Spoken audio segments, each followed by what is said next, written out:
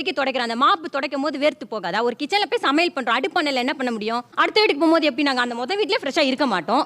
என்ன பண்றது? அது நாங்க தப்புன்னு சொல்லல சார், அது இயற்கை. ஒரு நாள் அந்த வரும்போது ஃப்ரெஷ்ஷா வரணும்னா எப்படி? அதுக்கு ரீசன் சொல்லுங்க. ஐயோ எல்லா பக்கம் அணக்கட்டுறேன். என் வீட்டுக்குள்ள நான் வீட்டு கிச்சன் வரைக்கும் விடுவேன்.